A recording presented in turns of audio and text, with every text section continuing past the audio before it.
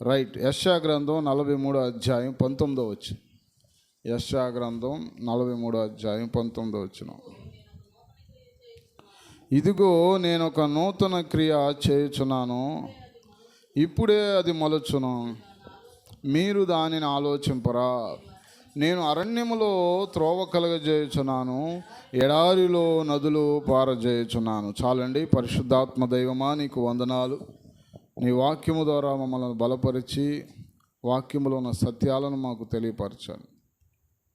మనుషుని జ్ఞానమును చాతును మరుగుపరిచిన దివ వాక్కుని ప్రజగని వినగలిగిన చెవులు గ్రహించగల హృదయం ప్రతి ఒక్కరికి ప్రసాదించి లోబడే స్థితి దయచేయమని యేసుక్రీస్తు దివ్య నామములో అడిగి వేడుకుంటున్నాము తండ్రి, ఆమేన్. హల్లెలూయా. ఇదిగో నేను ఒక నూతన క్రియ చేయుచున్నాను, ఇప్పుడే అది మలుచును, మీరు దానిని ఆలోచింపరా అని చెప్పి ఏమంటున్నాడంటే, ఏంటి ఆ నూతన క్రియ అంటే, నేను అరణ్యములో త్రోవ కలగ చేయుచున్నాను. దేవుని స్తోత్రం చెబుదామా? ఏం చేయబోతున్నాడండి ఆయన? అరణ్యములో త్రోవ కలగజేయిస్తున్నాను, ఎడారిలో నదులు పార చేయుచున్నాను. దేవునికి మహిమ కలుగును గాక. హల్లెలూయా. సహజంగా అరణ్యము అంటే ఏమీ దొరకని ప్రదేశం. అరణ్యము అంటే క్రూర మృగాలు ఉండే ప్రదేశం. ఏమో ఎటు నుండి ఏది వచ్చి దాడి చేస్తుందో తెలియదు. అరణ్యములో మనం ప్రయాణం చేయాలి అంటే అది కత్తి మీద సాము లాంటి పరిస్థితే. అలాగే ఈ జీవితం అనే, ఈ ఆధ్యాత్మిక జీవితం అనే ఈ యొక్క ప్రయాణములో కూడా ఈ లోకమనే అరణ్యములో ఉన్న మనకు దేవుడు చెబుతున్న వాగ్దానం, లేకపోతే అరణ్యము లాంటి పరిస్థితుల మధ్యలో అది అప్పుల బాధ అయినా, లేకపోతే ఏమండి అనారోగ్య పరిస్థితులైనా, కుటుంబపరమైన చిక్కులైనా, ఏమీ అర్థం కాని పరిస్థితుల్లోనైనా, అరణ్యము లాంటి పరిస్థితుల్లో ఉన్నప్పటికీ కూడా ఆయన ఏమని మాట్లాడుతున్నాడంటే, అరణ్యములో నేను ఒక నూతన క్రియ. ఏంటి ఆ నూతన క్రియ అంటే, అరణ్యములో త్రోవను కలగజేయుచున్నాను. దేవునికి మహిమ కలుగును గాక. హల్లెలూయా. మార్కు సువార్త 6వ అధ్యాయం. మార్కు సువార్తలోనికి రండి, 6వ అధ్యాయము. ఇక్కడ అరణ్యములో దేవుడు చేసిన ఒక అద్భుతాన్ని, ఒక సందర్భాన్ని జ్ఞాపకం చేసుకుందాం. మనందరికీ తెలిసిందే. మార్కు సువార్త 6వ అధ్యాయము 35వ వచనం అండి. మార్కు సువార్త చాలా ప్రొద్దుపోయిన తర్వాత ఆయన శిష్యులు ఆయన వద్దకు వచ్చి, ఇది అరణ్య ప్రదేశము, ఇప్పుడు చాలా ప్రొద్దుపోయినది, చుట్టుపట్ల ప్రదేశములకును గ్రామములకును వారు వెళ్ళి భోజనమునికి ఏమైనా కొనుక్కొనుటకు వారిని పంపివేయమని చెప్పిరి. అందుకు ఆయన, మీరు వారికి భోజనము పెట్టుడనగా వారు, మేము వెళ్ళి 200 దేనారములు రొట్టెలు కొని వారికి పెట్టుదుమా అని ఆయనను అడిగిరి. దేవుని స్తోత్రం చెబుదామండి. హల్లెలూయా. ఇక్కడ వీళ్ళు ఉన్న ప్రదేశము అరణ్యము. శిష్యులు అంటున్నారు, అయ్యా మరి చాలా పొద్దుపోయింది కదా, ఇక్కడ ఉన్న వాళ్ళేమో 5,000 మంది కంటే ఎక్కువగా ఉన్నారు, వీళ్ళందరికీ రొట్టెలు కావాలంటే మనం ఏమీ పెట్టలేము, గనుక వీరిని చుట్టుపక్కల ఉన్న గ్రామాల దగ్గరికి పంపించే, వాళ్ళు ఏదో ఒకటి వాళ్ళ తిప్పలు వాళ్ళు పడతారు, కొనుక్కొని తింటారు అని చెప్తున్నారండి. యేసు ప్రభు చెబుతున్నారు. శిష్యులు వచ్చి యేసు ప్రభు అన్నాడు, మీరే వారికి భోజనం పెట్టండి అన్నాడు. మేము భోజనం పెట్టాలా? ఎక్కడి నుండి తేవాలి అరణ్యంలో? ఏమండి, 5,000 మందికి భోజనం పెట్టాలంటే దాదాపు 1 నెల రోజుల నుంచి ప్రణాళిక వేసుకోవాలి కదా. పెళ్ళి ఉందనుకోండి, ఎన్ని రోజుల నుంచి మొదలు పెడతారు చెప్పండి? కొంతమంది అయితే 3 నెలల నుంచి మొదలు పెడతారు. ఏమండి, కానీ చూడండి, ఈ 5,000 మంది కంట ఇప్పుడు భోజనం పెట్టమంటున్నాడు. ఇప్పుడు భోజనం ఎక్కడి నుండి వస్తుందయ్యా? ఇది ఏమన్నా అన్నీ దొరికే ప్రదేశమా? కాదుగా. అరణ్యములో ఎలా జరుగుతుంది? మేము వెళ్ళి ఒకవేళ గ్రామాల దగ్గరికి వెళ్ళి, ఇతర గ్రామాల దగ్గరికి వెళ్ళి అక్కడ ఉన్న రొట్టెలన్నీ కొనుక్కురామా, 200 దేనారాలు పెట్టి రొట్టెలు తీసుకుని వచ్చి వీళ్ళకి పెట్టమంటావా అని అడుగుతున్నారండి. చూడండి, దేవుడు చేసే కార్యాలు మన ఊహకు అందవు, మానవ ప్రయత్నంతో జరిగేవి కావు. నేను అరణ్యములో త్రోవ కలగజేస్తానంటే ఆయనే చేస్తాడు. నువ్వు నిలబడి చూస్తూ ఉండు అంతే. ఆయన ఏం చేస్తాడు? నువ్వు ఎలాంటి స్థితిలో ఉన్నా ఆయన మీద విశ్వాసంతో ఉండు. రాత్రి చెప్పానండి విశ్వాసం గురించి కదండి. ఈ కంబళి చెట్టు వెళ్ళి సముద్రంలో నాటబడమంటే, వేళ్లతో సహా పెగిలించబడమంటే పెగిలించబడేది నీకు లోబడుతుంది. ఎందుకు మనం వీటిని జయించలేకపోతున్నాం? అరణ్య ప్రదేశం ఈ లోకంలో ఉన్నాం మనం. కానీ దేవుడు అంటున్నాడు, అరణ్యంలోనే నీకు మార్గము నేను సరళం చేస్తా. ఆర్థిక పరిస్థితులనే అరణ్యం, అప్పుల బాధలనే అరణ్యం, భవిష్యత్తు అనే అరణ్యం, భవిష్యత్తుని గురించి భయం అనే అరణ్యం. ఎలాంటి పరిస్థితుల్లో నువ్వు ఉన్నప్పటికీ కూడా దేవుడు అంటున్నాడు, ఇప్పటికిప్పుడే త్రోవ, ఇప్పుడే భోజనం పెట్టండి వాళ్ళకి. ఎలా పెట్టమయ్యా? మీ వద్ద ఏమున్నాయి? 5 రొట్టెలు, మనందరూ తెలుసు, 2 చేపలు. అరణ్యములో వారికి ఏం చేశాడంటే, అక్కడ రొట్టెలు ఎక్కడ తయారవుతాయి? అరణ్యంలో అక్కడికక్కడే ఆయన రొట్టెలు తయారు చేసి ఇచ్చేసాడు. దేవుని స్తోత్రం కలుగునుగా.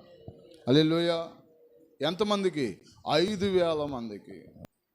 మహిళలు పిల్లలు కాకుండా పురుషులు మాత్రమే ఎంతమంది? 5,000 మంది. గమనించండి ప్రియులారా. ఇంకా అనంట వారు 12 గంపలు వారు ఎత్తారు. 12 గంపలు మిగిలినాయి.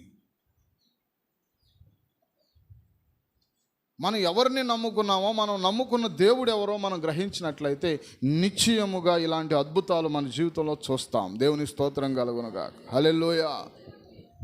మనం గ్రహించకే ఏమండి, ఏదో అలవాటుగా ఆచారంగా ఈరోజు ఆదివారం, లేకపోతే ఈరోజు బుధవారం, ప్రతి ఆదివారం వెళుతున్నాను కాబట్టి ఈ ఆదివారం కూడా వెళ్ళాలి అన్నట్లుగా కాకుండా, నిశ్చయముగా ఎప్పుడు వెళ్ళినా ఒక కొత్తదనం దేవుని సన్నిధిలో మనం అనుభవిస్తాం. నూతన క్రియ, నూతనమైన అనుభూతి.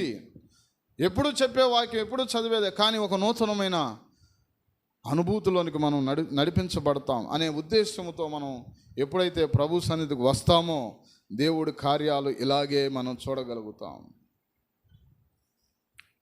అందుకనే మాట్లాడుతాం, ఆనాడు ఉన్న దేవుడు ఇప్పుడు లేడా? చెప్పండి.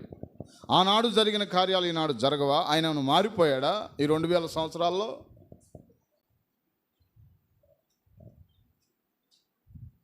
ఆనాడు జరిగిన కార్యాలు ఈనాడు జరగలేదా? సంఘంలో జరగలేదా? ఆనాడు ఉన్న దేవుడు ఈనాడు ఉన్నాడు. గిద్యోని అంటాడు, మా పితరులు చెప్పిన అద్భుతాలన్నీ ఏమైపోయినాయి అబ్బా? ఒకసారి చదవండి. అసలు ఎంత మనం కూడా ఇలాంటి స్థితిలో ఉన్నామేమో. న్యాయాధిపతుల గ్రంథానికి ఒకసారి రండి. మా పితరులు చాలా అద్భుతాలు జరిగి చెప్పారు, కానీ ఎందుకో ఇప్పుడు జరగట్లేదు అని బాధపడుతూ ఉంటాడండి. చూడండి, ఆ మిద్యానీల చేతికి అప్పగించబడినప్పుడు వాళ్ళు చెప్పినవన్నీ ఏమైపోయినాయి అని బాధపడటం మనం చూస్తాము. న్యాయాధిపతుల గ్రంథం 6వ అధ్యాయం 13వ వచనం. చిత్తమున ఏలినవాడా, యెహోవా మాకు తోడై ఉండిన ఎడల ఇదంతయు మాకేలా సంభవించెను? యెహోవా ఐగుప్తులో నుండి మమ్మను రప్పించనని చెప్పుచు, మా పెద్దోళ్ళు ఉన్నారు కదా, మాకు ముందు పుట్టిన వారు మా పితరులు ఉన్నారు, మాకు వివరించిన ఆయన అద్భుత కార్యములన్నీ ఏమాయను?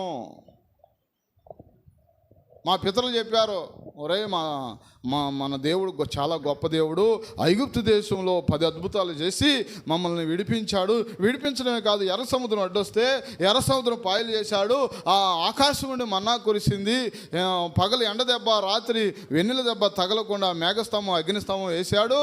అంతేకాదు మన్నా ప్రతిరోజు కురుస్తూ ఉంది, మా బట్టలు మాయలేదు, మా చెప్పులు ఇవన్నీ చెప్పారు. ఇవన్నీ అసలు ఏమైపోయినాయి అబ్బా అని గిద్యోను అనుకుంటున్నాడు.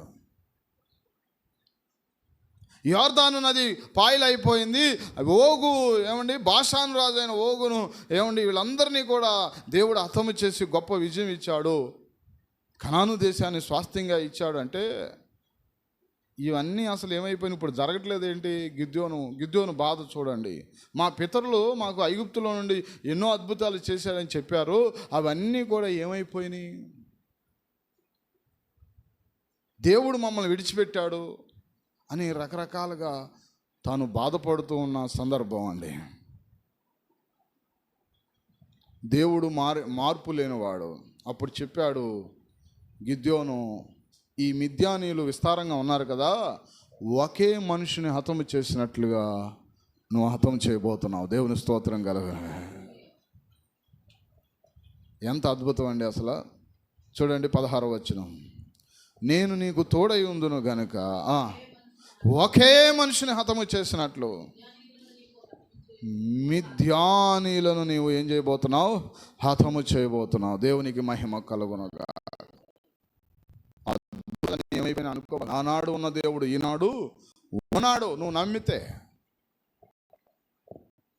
నమ్మాడు కనుక ఆయుధాలు ఏమీ లేకుండా 300 మందిని తీసుకుని యుద్ధానికి వెళ్ళాడండి. కొండలోనో ఏటిని అండి, కొండను తీసుకుని దివిటి పట్టుకుని. చెప్పండి, నమ్మాడు కాబట్టి ఆ 300 మంది ముందు నడిచాడు.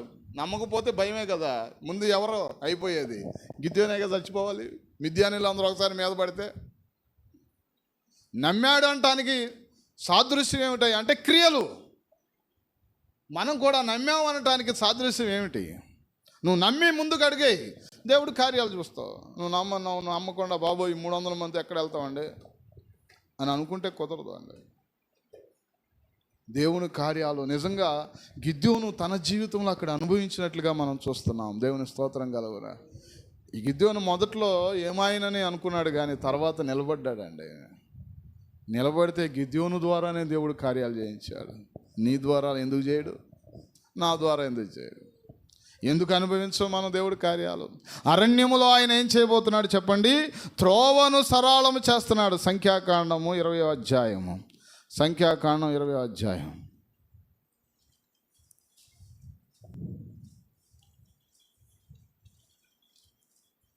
4వ వచనం.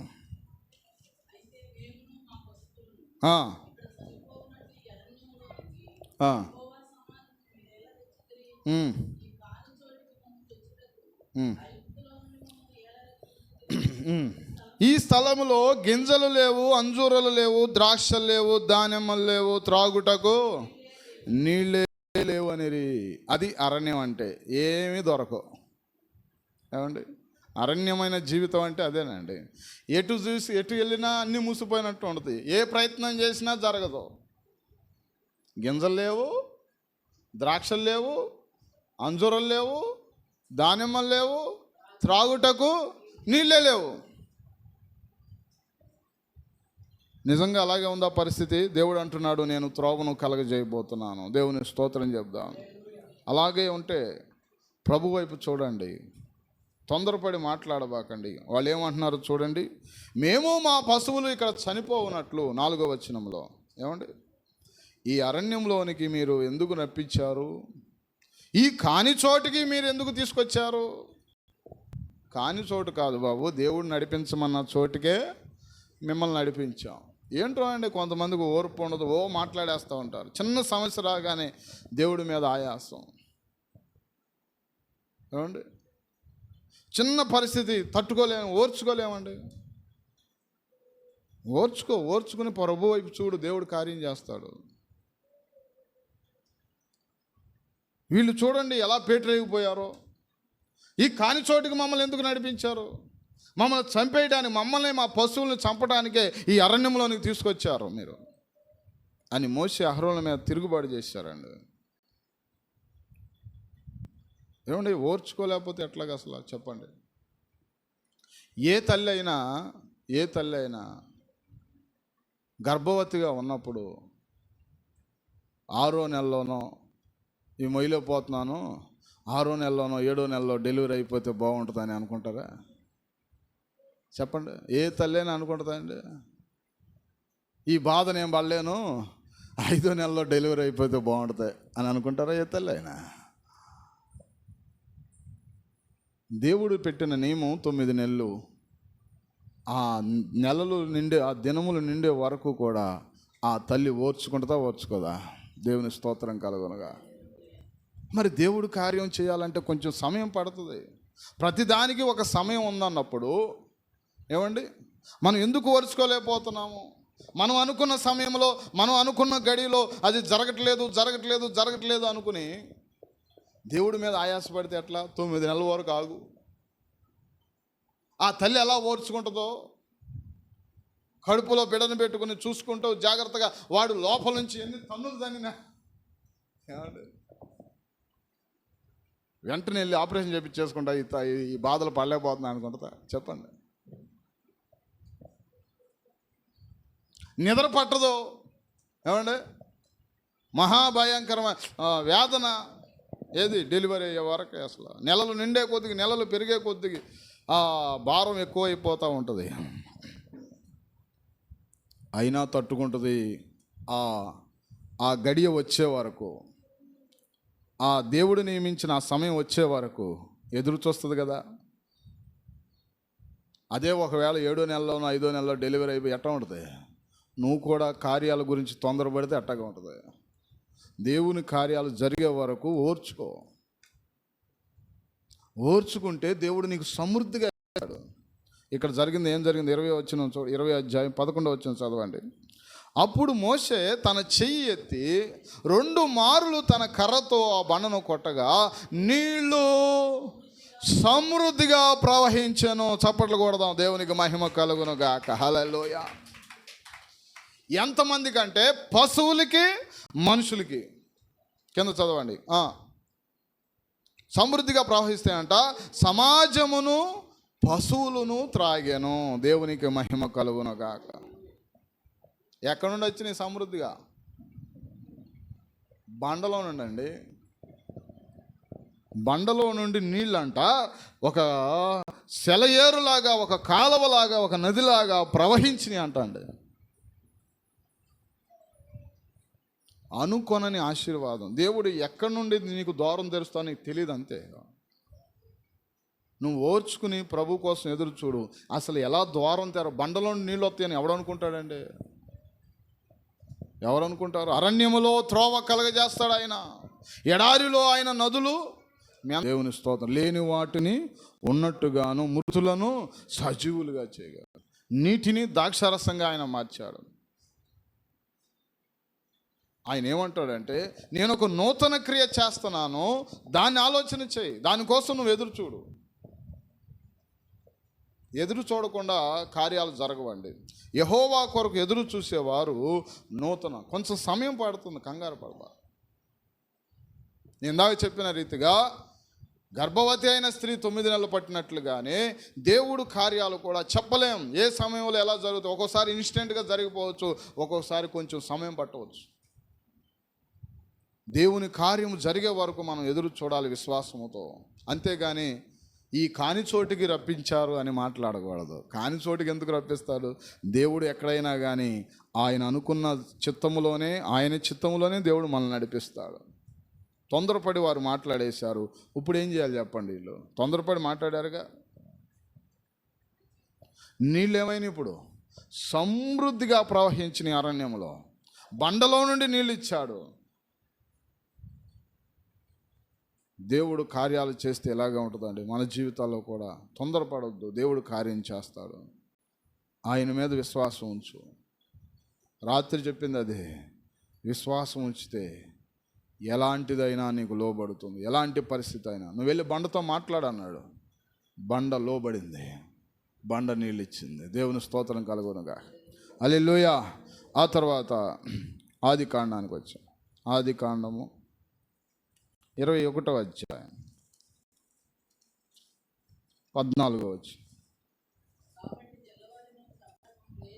కాబట్టి తెల్లవారినప్పుడు అబ్రాహాము లేచి తీసుకుని అప్పగించి ఆమె భుజము మీద వాటిని పెట్టి ఆమెను పంపివేసెను. ఆమె వెళ్ళి ఏ అరణ్యం అంట? బెయేర్షెబా అరణ్యం ఇటు అటు అతిథిలోని నీళ్ళు అయిపోయిన తర్వాత ఆమె ఒక పొద కింద ఆ చిన్నవాడిని పడవేసి ఈ పిల్లవాని చావు నేను చూడలేనని అనుకొని వింటివేత దూరం వెళ్ళి అతనికి ఎదురుగా కూర్చొని ఆమె ఎదురుగా కూర్చుండి ఎలుగెత్తి ఏడ్చాను. దేవుడు ఆ చిన్నవాని మొరను వినెను. అప్పుడు దేవుడిని దూత ఆకాశం నుండి ఆగరును పిలిచి, ఆగరు నీకేమి వచ్చినది, భయపడకుము. ఆ చిన్నవాడున్న చోట దేవుడు వాని స్వరము విని ఉన్నాడు. దేవునికి స్తోత్రం చెప్దామండి. హల్లెలూయా. ఆ తర్వాత 19 వచ్చిన, మరియు దేవుడు ఆమె కన్నులు తెరిచినందున ఆమె నీళ్ల ఓట చూచి వెళ్ళి ఆ తిత్తిని నీళ్లతో నింపి చిన్నవానికి త్రాగనిచ్చాను. దేవుని స్తోత్రం చెబుదామండి. ఇక్కడ గమనించండి ప్రియులారా, తీసుకొచ్చిన తిత్తిలో ఉన్న నీళ్ళు అయిపోయినాయి, బాటిల్లో ఉన్న నీళ్ళు అయిపోయినాయి. ఈ ఎండాకాలం తెలవందేమండి, అందుట్లో వీళ్ళు అరణ్యంలో ఉన్నారు, వాటర్ ఎక్కడా లేవు. ఈ పిల్లోడికి వాటర్ ఇవ్వాలని ప్రయత్నం చేసింది కానీ ఎక్కడా దొరకలా. తల్లిగా ఏదో ప్రయత్నం చేసే ఉంటుంది కదా. ఇక చిన్నపిల్లవాడిని ఓ చెట్టు కింద పడేసేసి దూరంగా వెళ్ళిపోయి, పిల్లవాడి చావు నేను చూడలేను అని దూరంగా వెళ్ళిపోయి కూర్చుని ఏడుస్తుంది. కానీ ఆ చిన్నపిల్లవాడు ఏం చేశాడంటే దేవునికి మొరపెట్టాడంట. దేవుని స్తోత్రం. నిజంగా కొన్నిసార్లు చూడండి, మనకు కూడా అలాంటి పరిస్థితులు వచ్చినప్పుడు ప్రార్థన చేయాలని అనిపించదు. నిజంగా ఆ చిన్నపిల్లోడు చూడండి, ఆ చచ్చిపోయే స్థితిలో ఏం చేస్తున్నాడంటే, ఆ తల్లికి కూడా లేదండి ఆ జ్ఞానం. అసలు ఏడుస్తుంది కానీ ప్రార్థన చేయట్లా. దూరంగా వెళ్ళిపోయి పిల్లవాడు సాగు చూడాలి, అయిపోయింది నా బతుకు, అయిపోయింది నా బతుకంతా బుగ్గిపోవాలి, నా బతుకంతా ఇట్లాగా మాట్లాడుతూ ఉంటారు. నిజంగానే వాళ్ళ పరిస్థితి అట్టగా ఇది ఎప్పుడు అయిపోదండి. దేవుడి ప్రణాళిక నీ జీవితంలో, నీ కుటుంబంలో నెరవేరే వరకు దేవుడు నిన్ను విడిచిపెట్టడు. దేవుని స్తోత్రం కలుగునుగా. తల్లి విడిచేసినా కూడా ఏమండి, తండ్రి మరిచిపోయినా కూడా, తండ్రి ఏమో పంపించేశాడు, తల్లి ఏమో వదిలిపెట్టేసి ఈ పిల్లవాడి చావు చెప్పండి నేను చూడలేను. ఆయన మనల్ని విడిచిపెట్టడు, విడువడు, మరువని దేవుడు. దేవునికి మహిమ కలుగునుగాక. ఆ చిన్న పిల్లవాడి ప్రాణము అదిగో పరమ తండ్రి అయిన దేవుని చేతిలో ఉంది. ఈ తల్లి చచ్చిపోతాడంటే చచ్చిపోతాడేంటి అక్కడ? ఈ పిల్లవాడి చావు నేను చూడలేను. దేవుడు బ్రతికించాలంటే క్షణంలో దేవుడు కార్యం చేస్తాడు. అలాగే జరిగింది అక్కడ. చిన్న పిల్లవాడి మొర్ర ఆలకించి దేవుడు ఏం పుట్టించాడో తెలుసా అండి? అరణ్యంలో నీటి ఓటను పుట్టించాడు. దేవునికి మహిమ కలుగునగా. దేవుడు ఎలా జరుగుతుంది అనుకుంటాం, ఏంటి పరిస్థితులు ఎలా, అసలు కొన్నిసార్లు మనకు అర్థం కావు. దేవుడు ఇస్తే ఏదైనా సమృద్ధిగానే ఇస్తాడు. 3 సందర్భాలు మనం ఈరోజు జ్ఞాపకం చేసుకున్నాం. మొట్టమొదటిది 5 రొట్టెలు 2 చేపలు 5,000 మందికి అరకొర పెట్ల సమృద్ధిగా తృప్తిగా పెట్టాడు. పెట్టిన తర్వాత మళ్ళీ 12 గంపలు మిగిలినాయి. రెండవ సందర్భంలో కూడా బండలో నుండి నీళ్ళు వచ్చినప్పుడు సమృద్ధిగా ప్రవహించను అని రాసింది. పశువులు తాగిని ఏమండి, మనుషులు కూడా, సమాజం అంతా కూడా సమృద్ధిగా తాగారు. ఈ 3వ సందర్భంలో కూడా నీటి ఓట అంట.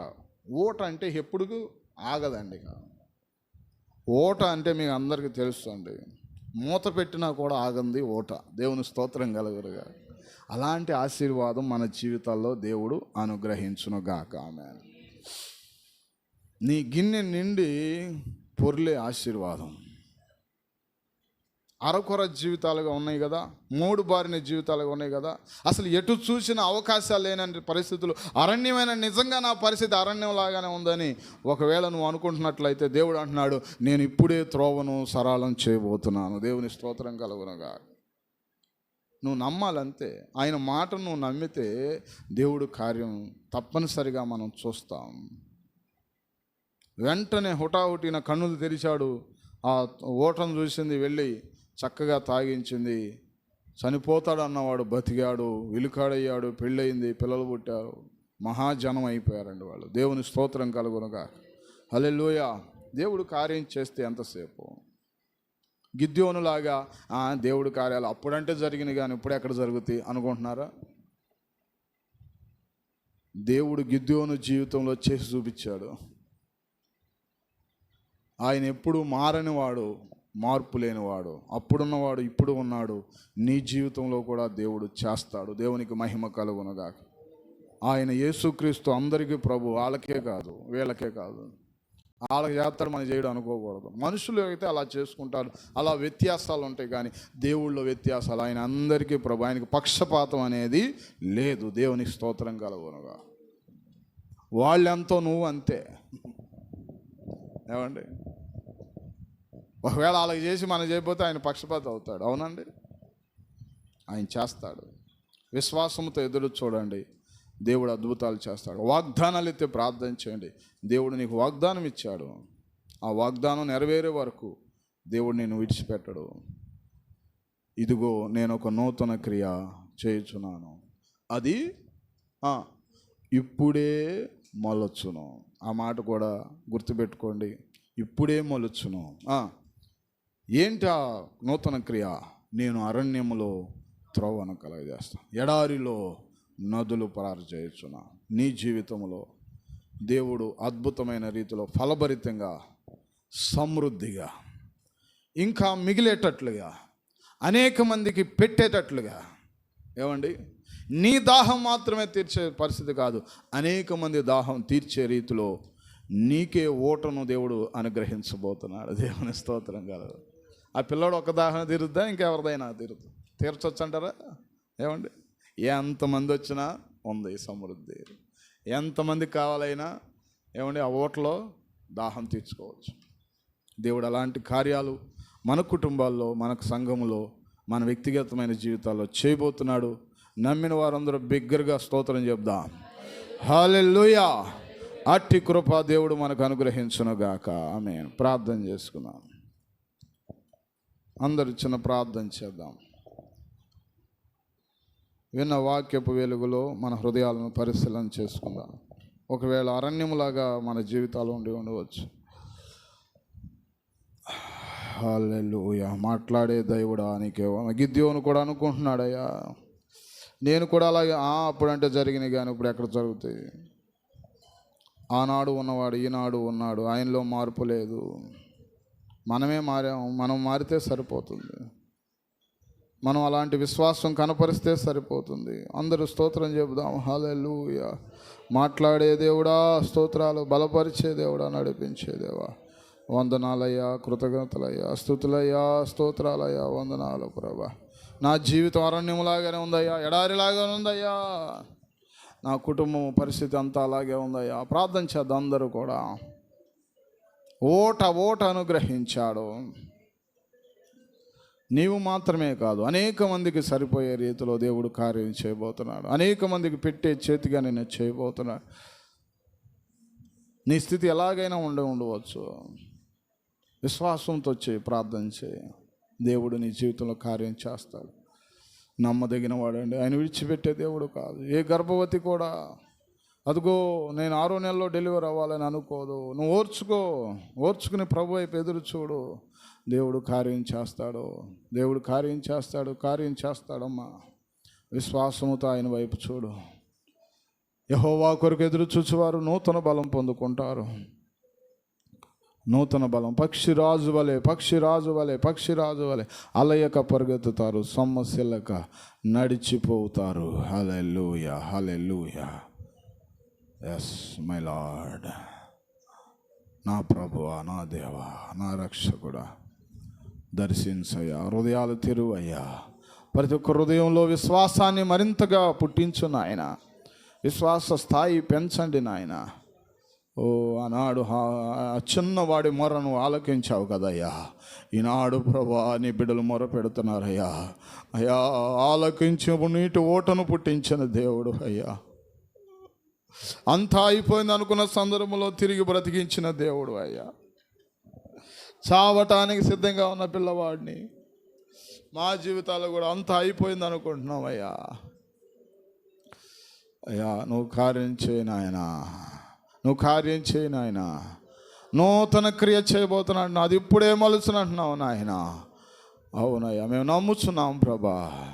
త్రోవలు సరళము చేయండి, నూతనమైన ద్వారాలు తెరవండి. అటు పరిచయ విషయాల్లో, ఇటు వ్యక్తిగతంగా నా జీవితంలో, ఇటు కుటుంబ పరంగా బిడ్డల జీవితాల్లో కార్యాలు సఫలపరచు నాయన.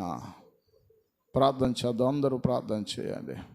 నిజమే నాయన, నా జీవితం అలాగే ఉంది నాయన. నువ్వు ఏది ఇచ్చినా అది సమృద్ధిగా ఉంటుందయ్యా. అనేక మందికి పెట్టే చేతులుగా మమ్మల్ని చేస్తావు నాయన. అదిగో 5 రొట్టెలు 2 చేపలు సమృద్ధిగా తిన్న తర్వాత మళ్ళీ 12 గంపలు ఎత్తారు.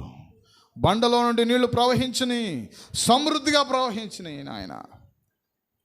పశువులు తాగిని, మనుషులు తాగారు. ఇంకా ప్రవహిస్తూనే ఉంది నాయన, ఆగిపోలేదు. అవునయ్యా, నీటి ఊటలో నీళ్లు పట్టిన తర్వాత కూడా ఆ ఊట ఉబుకుతూనే ఉంది. నువ్వు ఇస్తే అలాగే ఇస్తావయ్యా. అరకొర చేసే దేవుడు కాదయ్యా. నేనే నమ్మలేక పొందుకోలేకపోతున్నాను. ఆ ఊట లాంటి ఆశీర్వాదాలు మాకు దయచేయను ఆయన. సమృద్ధికరమైన దీవెనలు మా మీద కుమ్మరింపచేయను నాయన. పట్టజాలనంత విస్తారమైన దీవెనలు కుమ్మరిస్తానంటున్నావు నాయన. మా స్థితిగతులను మార్చే దేవుడు. ఒకవేళ మేము గిద్యోనులాగా నిరాశలో నిస్పృహలో వెళ్ళిపోయామేమో నాయన. ఆనాడైతే జరిగిన ఈనాడు ఎక్కడ జరుగుతాయి? గిద్యోను, నువ్వు రాంగుగా మాట్లాడుతున్నావు, తప్పుగా మాట్లాడుతున్నావు గిద్యోను. ఒకే మనిషిని హతము చేసినట్లుగా మిథ్యానీలను నువ్వు హతము చేయబోతున్నావు గిద్యోన్. నీ సమస్యలు కూడా అలాగే పోబోతున్నాయి.